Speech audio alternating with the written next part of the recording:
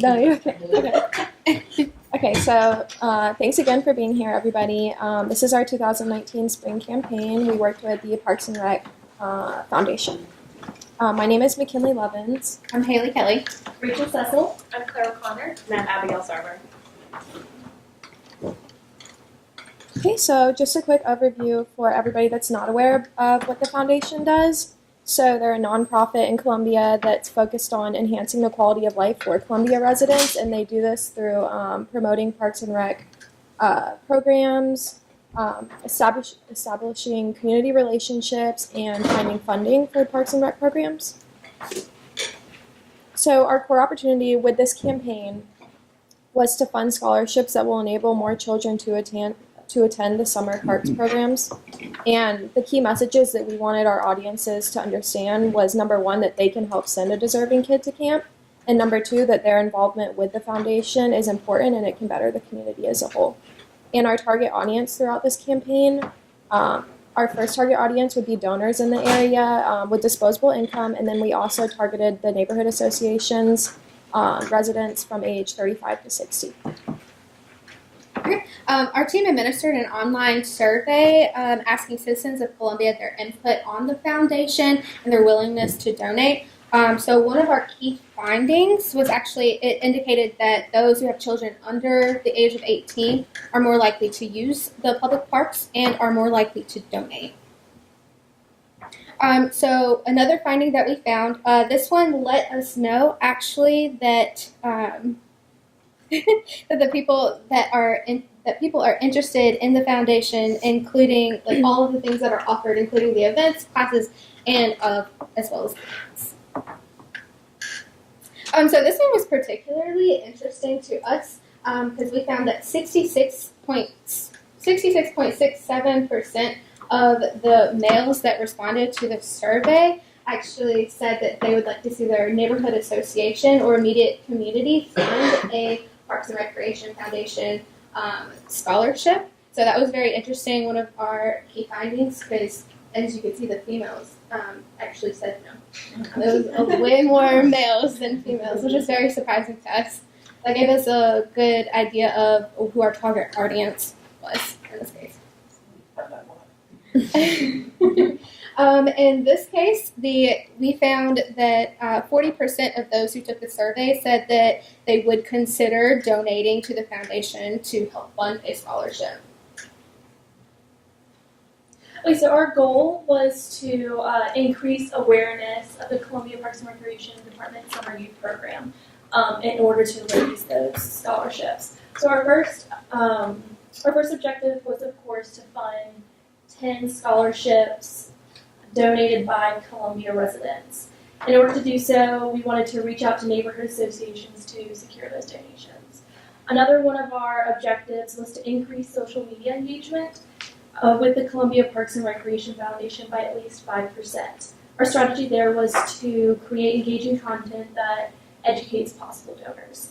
And lastly, our objective was to secure at least one media story in the local Columbia media outlet.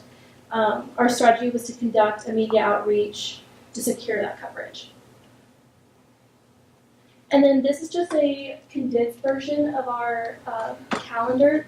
It just highlights our key tactics that we're going to use. There were a couple tactics that unfortunately we just didn't have enough time to implement, which include the pitching a story to a local newspaper and also securing that news story in a local media outlet. And then below is just a short list of our budget. For the paid sponsorship on Facebook, we decided that $25 per month for one posting would help increase engagement. We also have a budget for the sponsorship packet, which you'll see in the PowerPoint presentation a little bit later, which would be a good handout to give to the donors. To print at least 500 copies in black and white, it would just be about $65. So beginning running through our tactics, we're going to start with the paid tactics. We only have one for this campaign, and this would be a paid sponsorship post for Facebook. This here shows the print that we would use as well as the graphic. We would recommend that when you use the paid sponsorship, you can target directly to your audience that you look for. The campaign before explained that You can do your followers, you can look at demographics in the area, you can pick the radius that you want to be, as well as age and interest, so that when you implement this Facebook post, it can be directly targeted to the audience that we found to describe in our content strategy. Evaluating the success of this is also pretty easy because it is through Facebook. With Facebook, it comes with a built-in analytics software that can help you measure who's looking at what posts, the kind of people that are looking at posts, and then when and how they're looking at the posts. Moving on to our earn tactics, we had 3. Our first one was to secure a list of media contacts. These were from suggestions from the foundation, as well as ones that we identified through personal experience and meltwater. We also were able to identify a previous scholarship recipient, as well as someone to speak on the behalf of the park program. And then our third earned media tactic was a media pitch. We have the pitch written up and presented and ready to be sent out to local media, and it also includes quotes from that previous scholarship recipient, as well as someone who spoke on the behalf of the program. Evaluating these is pretty easy as well. If we get the media or pitch the media story and it gets into a publication, then it's considered a success, as well as going back and looking through the amount of news coverage that the publication gets. Moving on to share tactics, we created a content strategy for Facebook. This includes our target audience and demographics that we wanted our social media to go through. Our target audience for donations were possible donors, neighborhood associations, as well as people with disposable income from the ages to 35 to 60.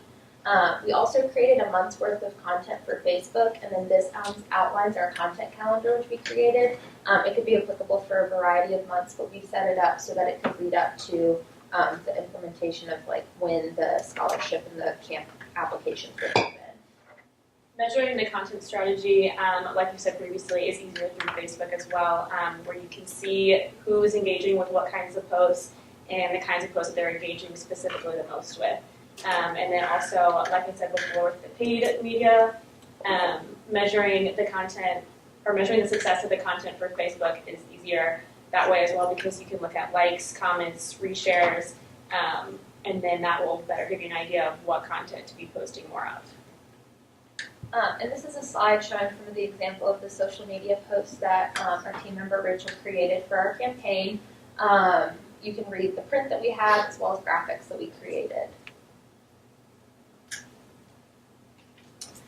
So then our last was our own tactics. We started by developing a PowerPoint, which foundation members, including Fred, could take to neighborhood association meetings. It could be shared and passed along through those kinds of channels. It describes the program, the summer youth program itself, as well as the main goal of gaining donations for the scholarship program. Measuring this also is receptive based on the people who show up to the meetings and who are likely to donate with a financial contribution. In conjunction with the PowerPoint presentation, we have created a leave behind brochure for these people. So when the presentation is given, this brochure can be left behind. It includes a form at the end, which includes name, address, phone number, email. We created sponsorship levels, which does a variety of ways that people could donate.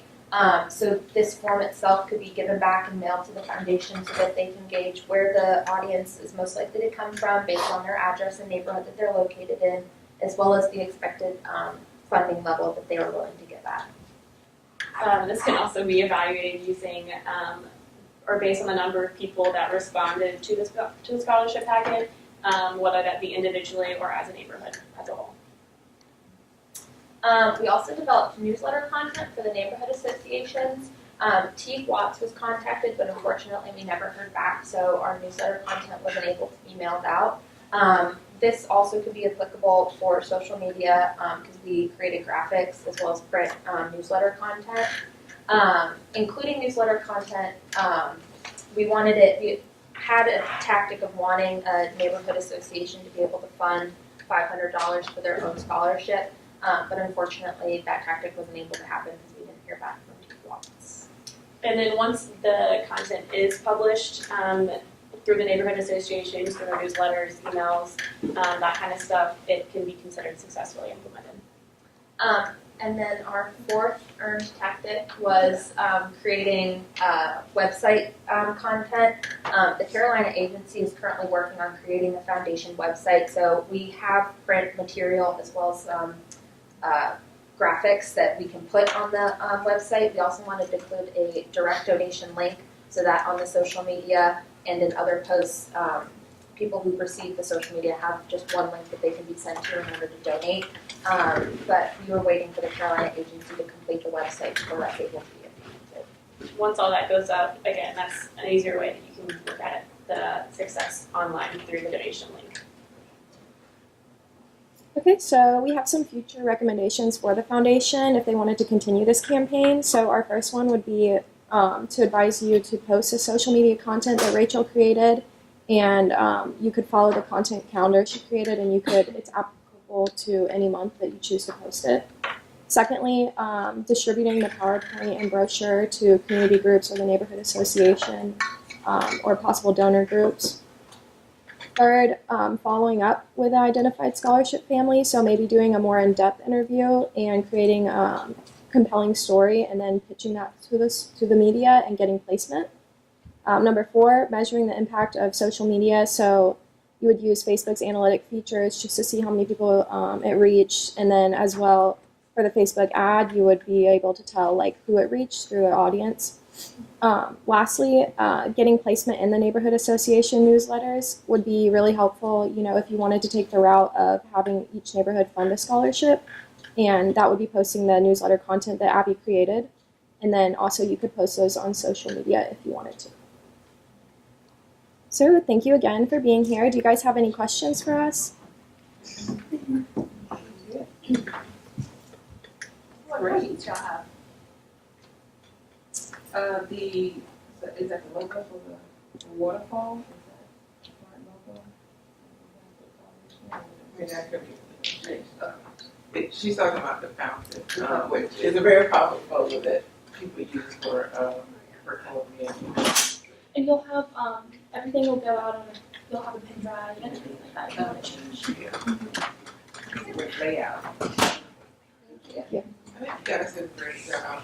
Really appreciate your help. I'm speaking from our Parks and Recreation Department and the foundation, but we know how challenging it is, and to get information, to get contact with people, and I think for what you guys did, I think you guys did an excellent job. We know how challenging it is. Everyone has so many busy schedules and things like that. So. And Ty is a very hard person to know.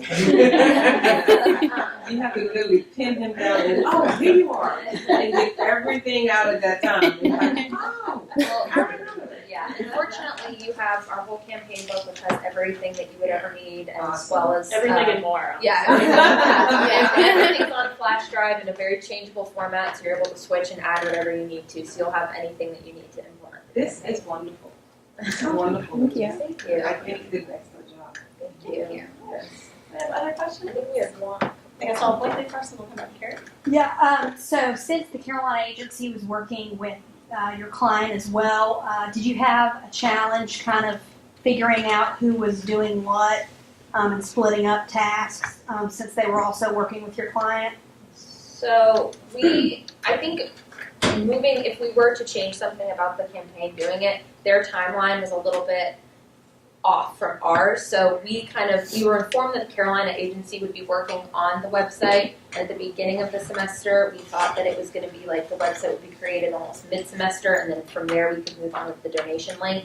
But they are just kind of now starting activating the website, so unfortunately it just didn't match up. So moving forward, it would have been a little more helpful just to connect timelines a little bit more, just so we could help kind of implement that part. But they were easy to contact with and figure that out once we knew what their timeline was. I worked a lot with them on social media because they are in charge of those Facebook, and so there's that extra person just having to go through them as well and get everything approved, and they do having a certain tone and everything like that. So, but it was very helpful having another opinion too. So. And not unusual professionally, because you might, you let's say you work for an agency and you have a client, they may have other agencies working with them as well.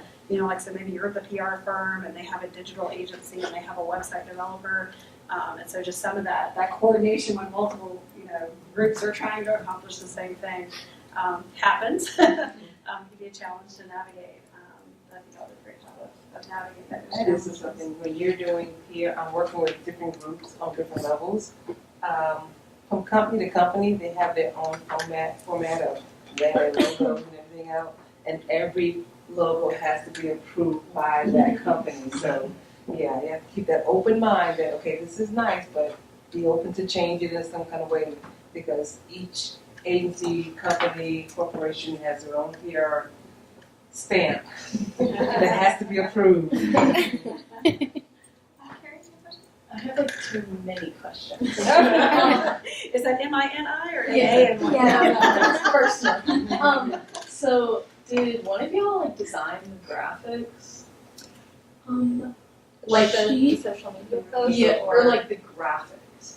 Wait, we go back. Yeah, like your flyer. Like that. This is through Canva. Oh, okay. That was Avenue. Yeah. Those are really good. But then my second question was, I might have just like zoned out for a second, but how did y'all like get people to take your survey? Because So- we had like kind of trouble with that, like. I sent is T Ty, yeah, so I sent it to him and he actually distributed it to his contact list. So Okay. yeah. Did y'all get a lot of responses? We actually didn't get as many responses as we thought or expected to get. But I mean, we had to go from what we had off of, just because of everything that was going on with the social media and trying to get it distributed out to the people that we really needed. Because I know because our audience is very particular, so we were trying to get it to reach the certain people because we didn't want college students to be taking. We were trying to get it to our specific target audience. So it was a little bit more difficult, but we ended up using what we had. And y'all will have a full copy of their survey, Mhm. in both of In the materials. You might appendix, yes. consider, if you ever wanted to send it back out, just reach out to me, because I have the link that I can provide to you that they use. We can just reactivate that link and you can continue to gather some data. And I do want to clarify, because I don't know if everyone knows, Mr. Watts is the president of the Columbia Council neighborhood, so that's why they talk to him. yeah. So he would have access to reaching out to, a variety of neighborhoods, or different neighborhoods. And I think that's a good idea to maybe try To continue. Yeah. Please feel free to be in touch with me. Yeah.